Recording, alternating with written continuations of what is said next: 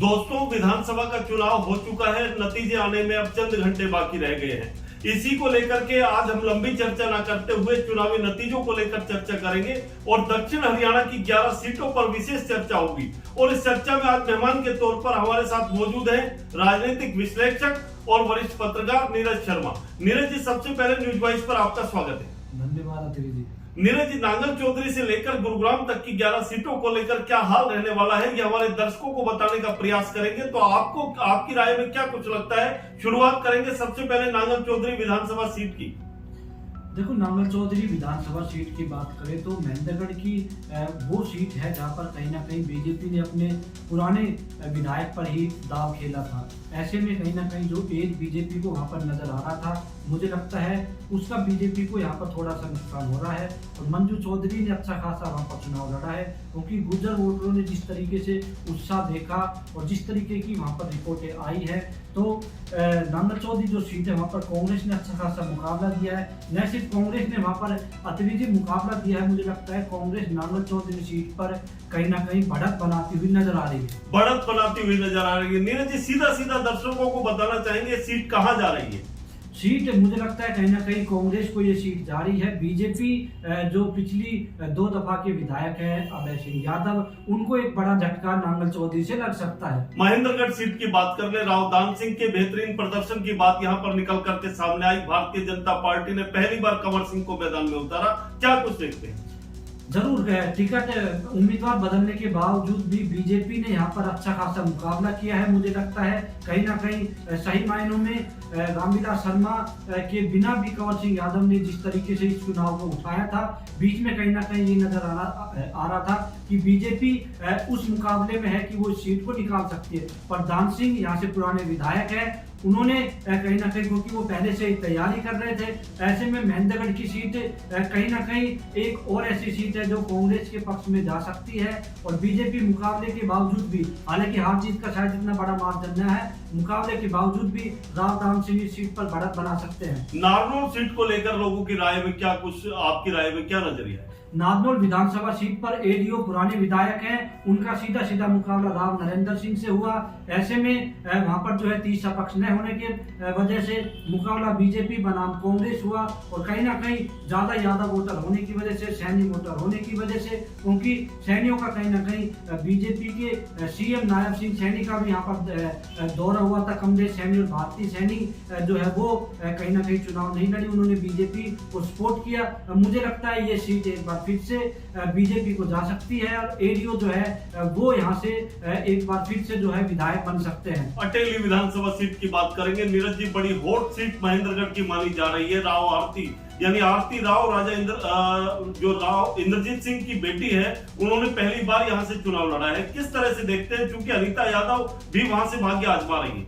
जरूर, अटेली विधानसभा सीट पर इसलिए सबकी नजर है क्योंकि राव इंद्रजीत की बेटी है वहां पर। अहिरवार की मुझे लगता है सबसे अहम सीट है। हार जीत किसकी होगी ये काफी, हालांकि जिस तरीके से मुकाबला त्रिकोणीय वहां पर होने की संभावना थी, अगर बात करें तो कहीं ना कहीं अनीता यादव ने, अतल लाल ने इस मुकाबले को और रोचक किया है। और अटेली में हमने देखा भी कि न सिर्फ राव इंद्रजीत बल्कि उत्तर प्रदेश के सीएम योगी आदित्यनाथ ने वहां पर चुनाव प्रचार किया। वहीं पास के ही बीजेपी के वरिष्ठ नेता रामविलास शर्मा भी उस रैली में नजर आए, उस जनसभा में।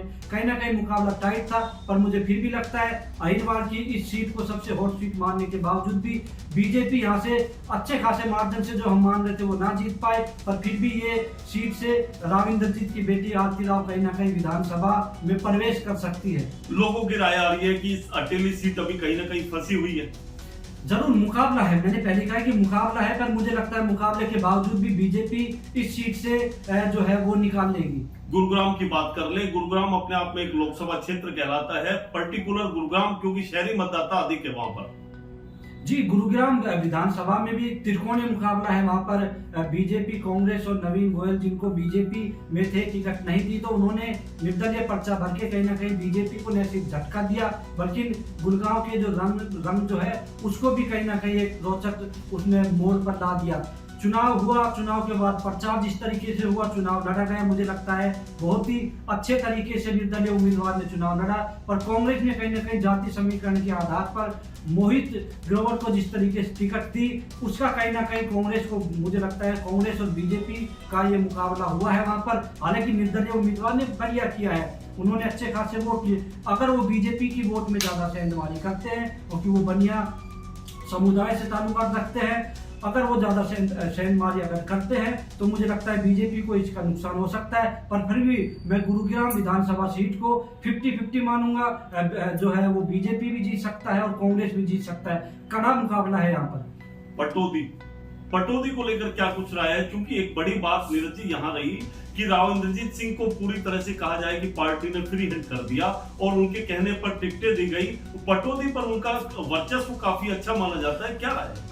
जरूर यही वजह है कि मौजूदा जो विधायक थे उनका टिकट काटकर बिमला चौधरी जो 2014 से जो 14 में जो विधायक थी उनको दोबारा से टिकट दी गई। और क्योंकि सेफ सीट बीजेपी मान रहा था, बीजेपी को ये लगता था, खुद राव इंद्रजीत को भी लगता था कि जो भी प्रयोग करेंगे पटौदी में वो उनका सफल होगा। और मुझे लगता है उनका ये प्रयोग सफल होता हुआ भी नजर आ रहा है। कांग्रेस इस सीट पर मुझे लगता है मुकाबले से बाहर है। वोट परसेंटेज जरूर कांग्रेस का वहां पर बढ़ेगा, पर यहाँ ये सीट जो है मैं बीजेपी के खाते में मान रहा हूँ। मान के चला जाए कि भारतीय जनता पार्टी वहां जो है सीट निकाल लेगी। जी जरूर, मुझे लगता है पटौदी सीट जो है वो बीजेपी आसानी से निकाल रही है। बादशाहपुर बड़ी महत्वपूर्ण स्थान रखती है नीरज जी, क्योंकि वहां से राव नरबीर सिंह चुनाव लड़ रहे हैं। जी बादशाहपुर अहम इसलिए भी है क्योंकि अहिरवाल की 11 सीटों में से बादशाहपुर एक ऐसी सीट थी जिसमें एक निर्दलीय उम्मीदवार ने 2019 में वहां पर जीत हासिल की थी। राव नरबीर का टिकट कटा था, पर अब से राव नरबीर को जब से टिकट दिया गया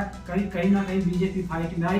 पर कांग्रेस के वर्धन यादव और दिवंगत राकेश दौलतावाल की पत्नी ने वहां से चुनाव लड़ा और उन्होंने भी अच्छा खासा मुकाबला किया। हालांकि राव नरबीर मुझे लगता है तीनों उम्मीदवारों के मुकाबले बेहतर तरीके से चुनाव लड़े और इस सीट को वो बीजेपी के झोली में डाल सकते हैं। सोहना सीट को लेकर क्या कुछ राय है, क्योंकि गुरुग्राम की आखिरी सीट कहलाती है? जी सोहना सीट में मुझे लगता है कहीं ना कहीं एक बार कांग्रेस इस सीट पर बढ़त बना सकती है और कांग्रेस कहीं ना कहीं सीट पर बढ़त बना रही है।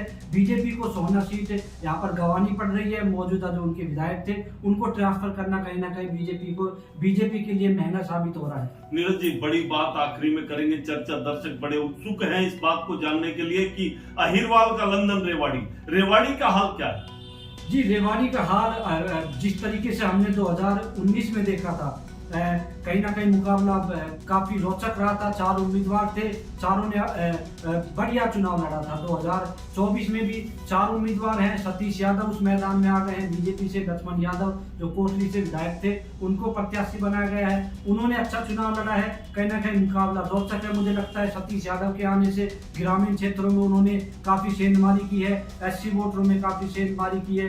इस सीट को भी रेवाड़ी सीट पर उनकी कल्पना करना इसलिए थोड़ा मुश्किल है क्योंकि बीजेपी से यहाँ पर जो है पूरा का पूरा राव इंद्रजीत ने अपना दाव खेला। राव इंद्रजीत ने काफी जनसभाएं की और लक्ष्मण यादव को विजय बनाने के लिए उन्हें पूरा दमखम लगाया। ये हमने चुनाव प्रचार के दौरान भी अतिरी जी देखा था। कांग्रेस को की पुराने विधायक पर जो है वो कहीं ना कहीं उन्होंने दाव खेला। कैप्टन अजय यादव यहाँ के एक पुराने लीडर है रेवाड़ी से, उन्होंने विधानसभा में छक्का भी लगाया है। ऐसे में कहीं ना कहीं बेटे को पहली बार विधायक बनने के बाद वो भी ये मान रहे थे कि भी कांग्रेस इस सीट को निकालेगी। डिप्टी सीएम का एक मुद्दा हमने देखा, काफी ज्यादा जो है गरमाया, काफी ज्यादा नारे लगे चिरंजीव राव के पक्ष में, पर मुकाबला बीजेपी बनाम कांग्रेस हुआ। कहीं ना कहीं यहाँ पर जरूर सतीश यादव सेंधमारी करते हुए नजर आए। अब ज्यादा सेंधमारी वो नहीं नीरज जी, यहाँ एक बड़ी बात है, सतीश यादव तो पूरी तरह जीत को लेकर आश्वस्त है, क्योंकि केजरीवाल आए उनके लिए आम आदमी पार्टी से चुनाव लड़ा है। और मान के चले कि कहीं ना कहीं जो है सतीश यादव आम आदमी पार्टी के एक प्रत्याशी, कई वर्गों के अंदर उनका एक प्रभाव देखा गया। जी इसमें कोई दो राय नहीं है। अगर आप पूरे हरियाणा की बात करते हैं तो मुझे लगता है रेवाड़ी उन सीटों में से है जहां पर आम आदमी पार्टी त्रिकोणीय मुकाबले में है। तो ऐसे में वो आम आदमी पार्टी त्रिकोणीय मुकाबले में किस वजह से हुई? वो सतीश यादव की वजह से हुई। सतीश यादव मुझे लगता है शायद जीत का वो उनका अपना आंकलन है, पर फिर भी लगता नहीं कि यहाँ बहुकोणीय मुकाबला था, क्योंकि प्रशांत सन्नी यादव लगातार दूसरी बार चुनाव लड़ रहे हैं। 2019 के आंकड़ों पर अगर हम जाने लगे तो करीब 23,000 मत सन्नी यादव ने हासिल किए। जी जरूर, भगोने मुकाबला सन्नी यादव भी कर रहे हैं, पर मुझे लगता है सन्नी यादव का भगोने मुकाबले के बावजूद भी सतीश कहीं ना कहीं बेहतर कर रहे हैं। सतीश जितना बेहतर कर रहे हैं उतना ही ये मुकाबला कहीं ना कहीं टाइट हुआ है। बीजेपी कांग्रेस का आमने सामने का मुकाबला हुआ है। रेवाड़ी की सीट को मैं 50-50 दूंगा। थोड़ा सा हल्का से जो मुझे लगता है वो कांग्रेस को है, थोड़ा सा हल्का सा, नतीजे बताएंगे पर हल्का सा मैं इसको कांग्रेस को यहाँ पर देना चाहूंगा। बात बाउल विधानसभा की कर ले, टिकट कटा डॉक्टर बनवारी लाल का। डॉक्टर कृष्ण कुमार पहली बार मैदान में भाग्य आजमा रहे हैं। डॉक्टर ML रंगा जो कि चौटाला सरकार में मंत्री भी रहे और वो फिर से कांग्रेस ने उनको उम्मीदवार बनाया। जी बावल विधानसभा में क्योंकि नए उम्मीदवार डॉक्टर किशन कुमार, डॉक्टर बनवारी लाल का टिकट कटने के बाद उनको टिकट दिया गया। राव इंद्रजीत का पूरा आशीर्वाद चुनाव प्रचार के दौरान रहा। उन्होंने खुद कहा कि ये चुनाव डॉक्टर किशन कुमार नहीं बल्कि राव इंद्रजीत के चेहरे पर लड़ा जा रहा है। खोल में उन्होंने जनसभाएं की, रैलियां की और जो है गाँव के दौरे किए, और बावल में भी उन्होंने यही किया क्योंकि लोकसभा चुनाव में कहीं ना कहीं इंद्रजीत को यहाँ पर हल्का सा नुकसान हुआ था और वही चीज हमने देखी थी। ऐसे में जाट मतदाता किस तरफ जाते हैं, एससी मतदाता किस तरफ जाते हैं, वो काफी अहम इस सीट पर है। मुझे लगता है ये पूरा का पूरा जो सीट जो है वो कहीं ना कहीं राव इंद्रजीत बनाम डॉक्टर ML रंगा का हुआ। ML रंगा के लिए थोड़ा सा पॉजिटिव ये रहा कि वो पहले चुनाव लड़ चुके हैं, विधायक भी रह चुके हैं, उनके पूरे अपने कार्यकर्ता के समर्थक थे। ऐसे में कहीं ना कहीं ये इंद्रजीत बनाम डॉक्टर ML रंगा की सीट रही। पर फिर भी मैं इस सीट पर कहीं ना कहीं जो है जाट मतदाताओं की ज्यादा है, उनका रुख कांग्रेस की तरफ ज्यादा है। हालांकि वो परिणाम बताएंगे, पर मुझे लगता है हल्का सा एज इस सीट पर कहीं ना कहीं कांग्रेस को मिल सकता है। कोसली की बात कर ले, मुकाबला काफी रोचक और रोमांचक देखा गया। यहाँ से जगदीश यादव जो कि एक पुराने कद्दावर नेता भी माने जाते हैं, वरिष्ठ जो नेता यहाँ शामिल हैं, और साथ ही साथ पहली बार अनिल यादव डहीना को राव इंद्रजीत सिंह के आशीर्वाद से टिकट मिला। भाजपा जरूर जब टिकट मिला था ये अनुमान लगाया जाता कि कांग्रेस ने काफी मजबूत उम्मीदवार उतारा है। लोकसभा चुनाव में भी कांग्रेस को हल्की सी बढ़त मिली है, पर उसके बाद जिस तरीके से चुनाव प्रचार हुआ, चुनाव लड़ा गया, बेहतर तरीके से लड़ा गया और परिणाम ये हुआ कि बीजेपी जिस कोसली सीट से पीछे नजर आ रही थी, राव इंद्रजीत के दम पर और स्थानीय कार्यकर्ताओं और अनिल डहीना के अच्छे चुनाव की वजह से कहीं ना कहीं बीजेपी इस मुकाबले में बनी है। और मुझे लगता है कोसली में जिस तरीके से संभावनाएं ये जताई जा रही है कि, और एक संभावना जो मैं बता रहा हूँ वो ये है कि कोसली रेवाड़ी की तीनों विधानसभा में से सबसे ज्यादा प्रतिशत मतदान वाली सीट रही है। ऐसे में कहीं ना कहीं या तो एंटी इनकम्बेंसी में कहीं ना कहीं चुनाव बढ़ता है, पर कोसली विधानसभा में क्योंकि नए उम्मीदवार को उतारा गया है, मुझे लगता है नए उम्मीदवार को उतारने का मतलब ये है, वोट परसेंटेज का मतलब ये है